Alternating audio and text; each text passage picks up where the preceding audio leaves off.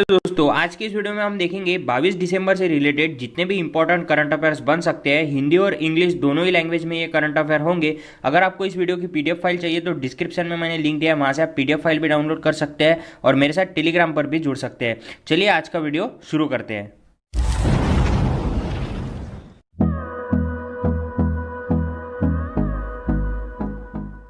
Video शुरू करने से पहले हम नजर डालेंगे जो 21 दिसंबर का होमवर्क का क्वेश्चन था उसका सही जवाब क्या है। तो क्वेश्चन था which Bollywood star has been appointed as the brand ambassador of Dabur Chyawanprash by Dabur India limited.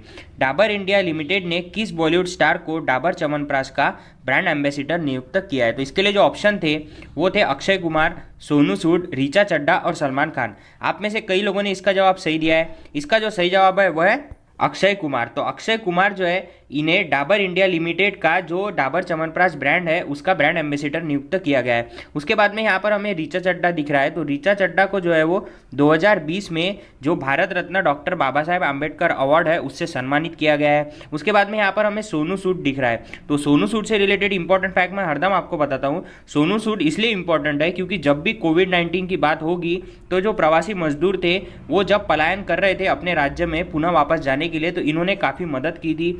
इन्होंने प्रवासी रोजगार ऐप भी जो है वो लॉन्च किया था। उसके बाद में जो सोनू सूद है उनके ऊपर एक बुक बन रही है जिसका नाम क्या है, तो उसका नाम है आई एम नॉट मसीहा।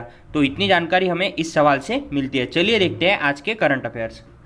आज के करंट अफेयर में जो पहला सवाल है वो है national mathematics day is observe on 22 December since which year. यानी कि राष्ट्रीय गणित दिवस 22 दिसंबर को किस वर्ष से मनाया जाता है, यानी कि किस वर्ष से इसकी शुरुआत हुई थी। तो इसके लिए जो ऑप्शन है वो है 2013, 2014, 2012 और 2015। तो इस सवाल का जो सही जवाब है वो है 2012। अब यहाँ पर किसकी बात हुई है, तो यहाँ पर बात हुई है राष्ट्रीय गणित दिवस की, यानी कि नेशनल मैथमेटिक्स डे की। चलिए देखते हैं इससे रिलेटेड सभी इंपॉर्टेंट फैक्ट्स।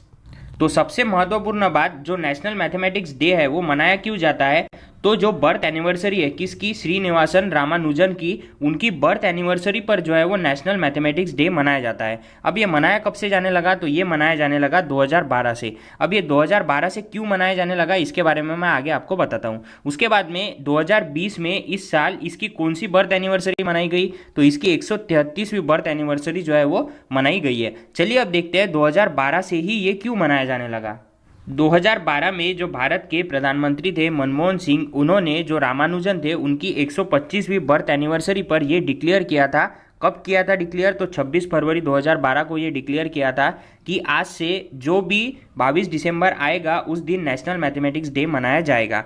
और 2012 को जो है वो नेशनल मैथमेटिक्स ईयर के रूप में भी मनाया जाता है। तो इतनी जानकारी हमें इस सवाल से मिलती है। उसके बाद जो दूसरा सवाल है वो है senior most Congress veteran Motilal Vora passes away, he was former CM of which state. वरिष्ठम कांग्रेसी दिग्गज मोतीलाल वोरा का निधन हुआ है, वह किस राज्य के पूर्व सीएम थे। तो इसके लिए जो ऑप्शन है वह है गुजरात, पश्चिम बंगाल, ओडिशा और मध्य प्रदेश। तो इस सवाल का जो सही जवाब है वह है मध्य प्रदेश। अब यहाँ पर किसकी बात हुई है, तो यहाँ पर बात हुई है मध्य प्रदेश की, और जो वरिष्ठम कांग्रेस के नेता थे मोतीलाल वोरा उनकी बात हुई है। तो चलिए देखते हैं दोनों से रिलेटेड इंपॉर्टेंट फैक्ट्स। तो ये है मैप में मध्य प्रदेश। मध्य प्रदेश की जो कैपिटल है वो है भोपाल। मध्य प्रदेश का जो फॉर्मेशन है वो हुआ था 1 नवंबर 1956 को। उसके बाद में वहाँ के जो सीएम है वो है शिवराज सिंह चौहान, और वहाँ के जो गवर्नर है वो कौन है, आनंदीबेन पटेल। आनंदीबेन पटेल और कौन से राज्य की गवर्नर है, तो वो है उत्तर प्रदेश की गवर्नर। उसके बाद में चलिए अब देखते हैं वोरा से रिलेटेड कुछ इंपॉर्टेंट फैक्ट्स। ये है कांग्रेस के काफी जाने माने लीडर जिनका हाल ही में निधन हुआ है कोविड-19 की वजह से, उनका नाम है मोतीलाल वोरा। पूर्ण बात, इनका जो जन्म है वो हुआ था जोधपुर राजस्थान में, और इन्होंने इनका जो करियर है वो एज ए जर्नलिस्ट यानी कि पत्रकार शुरू किया था। और ये कांग्रेस के काफी जाने माने लीडर भी रहे, और ये चीफ मिनिस्टर रहे मध्य प्रदेश के। कितनी बार, तो 2 बार। कब से कब तक, तो पहली बार रहे थे 1985 से 1988 तक, और उसके बाद में 1989 से 11 मंथ्स के लिए। तो ऐसा हमें याद रखना है मोतीलाल वोरा के बारे में। चल, तो जो अगला सवाल है वो है 20th IORA council of ministers meeting held under chairmanship of which country.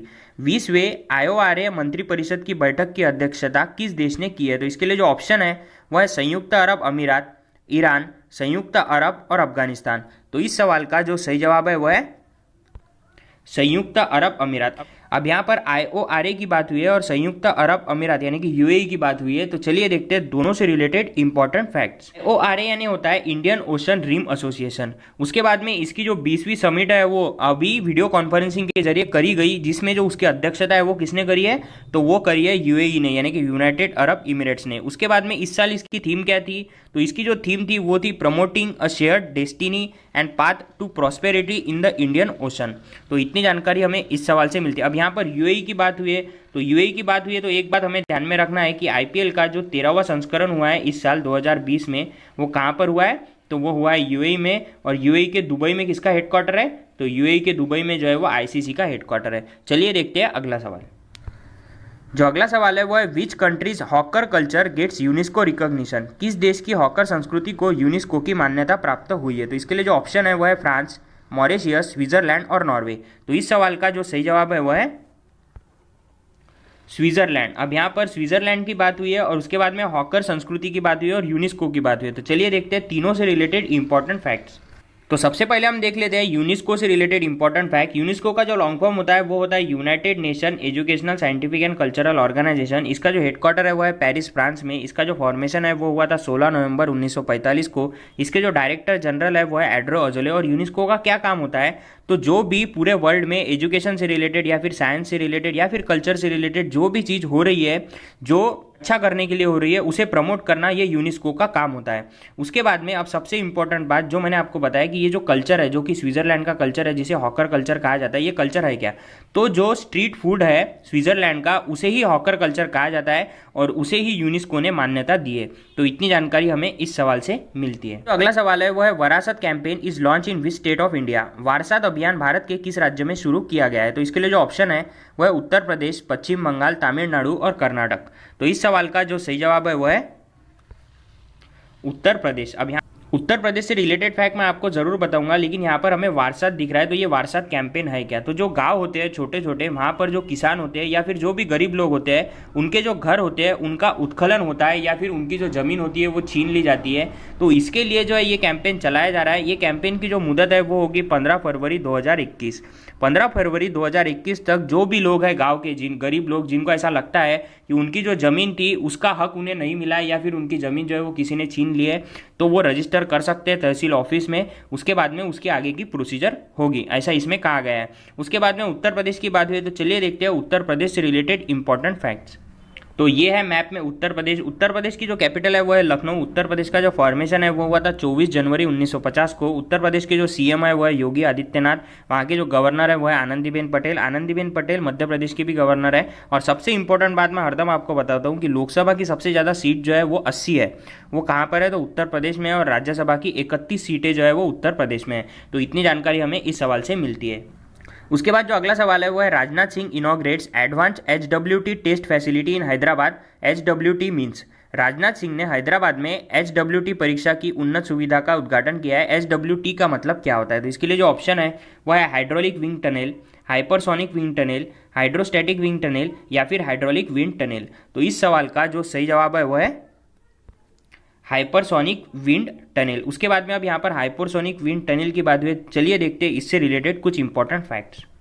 तो ये है भारत के यूनियन मिनिस्टर ऑफ डिफेंस यानी कि भारत के रक्षा मंत्री राजनाथ सिंह, जिन्होंने इनॉग्रेशन किया है यानी कि उद्घाटन किया है हाइपरसोनिक विंड टनल का। कहाँ पर किया है, तो हैदराबाद में किया है। और ये जो टेस्टिंग की फैसिलिटी है ये उन्होंने DRDO को प्रदान की है। अब यहाँ पर DRDO की बात हुई तो DRDO के जो हेड है वो कौन है, G सतीश रेड्डी। DRDO का फॉर्मेशन 1958 में हुआ था और हेडक्वार्टर न्यू दिल्ली में है। उसके बाद में DRDO यानी क्या होता है, तो DRDO यानी होता है defence research and development organisation. तो इस सवाल से हमें इतनी जानकारी मिलती है। बाद जो अगला सवाल है वो है sports ministry permits for indigenous sports in Khelo India youth games 2021 which will held इन।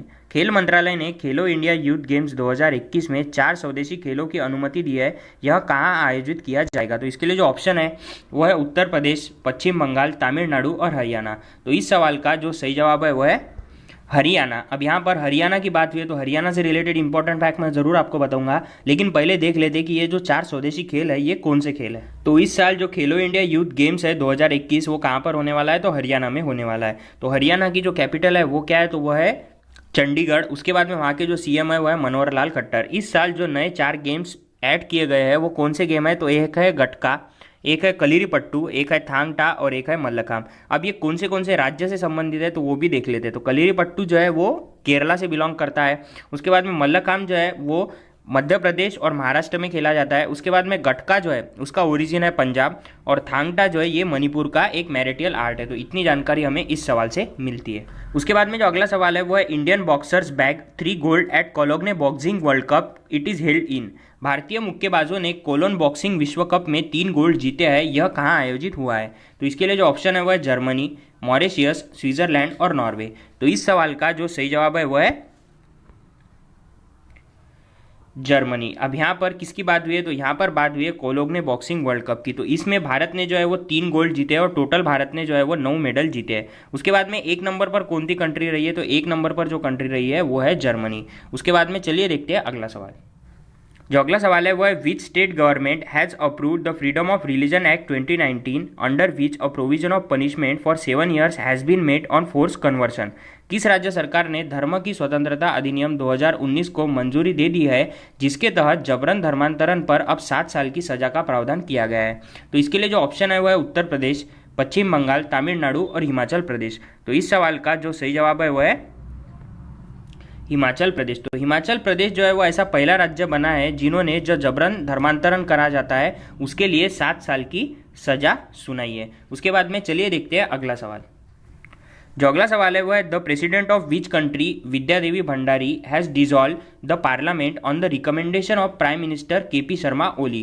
किस देश की राष्ट्रपति विद्या देवी भंडारी ने प्रधानमंत्री केपी शर्मा ओली के मंत्रिमंडल की सिफारिश पर संसद को भंग कर दिया है? तो इसके लिए जो ऑप्शन है वो है संयुक्त अरब अमीरात, नेपाल, सऊदी अरब और अफगानिस्तान। तो इस सवाल का जो सही जवाब है वो है नेपाल। अब यहाँ पर नेपाल की बात हुई है तो नेपाल की जो कैपिटल है वो क्या है? काठमांडू। वहाँ की जो करेंसी है वो क्या है? रुपया। नेपाल के जो पीएम है केपी शर्मा ओली, उन्होंने संसद भंग करने का जो प्रस्ताव है वो दिया है वहाँ के प्रेसिडेंट विद्या देवी भंडारी को, और उन्होंने वो एक्सेप्ट कर लिया है। और जो नेपाल की जो गवर्नमेंट है उसकी जो संसद है वो अब भंग कर दी गई है। तो इतनी जानकारी हमें इस सवाल से मिलती है। जो आज का होमवर्क का क्वेश्चन है वो है which surveillance vessel has recently been inducted into the Indian coast guard. हाल ही में किस निगरानी पोत को भारतीय तटरक्षक बल में शामिल कर लिया गया है? तो इसके लिए जो ऑप्शन है वो है सुजीत, विक्रांत, शिवालिका और कवारती। अगर आपको इस सवाल का सही जवाब पता है तो मुझे कमेंट कर ज़रूर बताइए। और अगर आपको वीडियो अच्छा लगे तो वीडियो को लाइक कीजिए, शेयर कीजिए और चैनल को सब्सक्राइब करना मत भूलिएगा। और अगर आपको इस वीडियो की पीडीएफ फाइल चाहिए तो डिस्क्रिप्शन में मैंने लिंक दिया है, वहाँ से आप पीडीएफ फाइल भी डाउनलोड कर सकते हैं। धन्यवाद।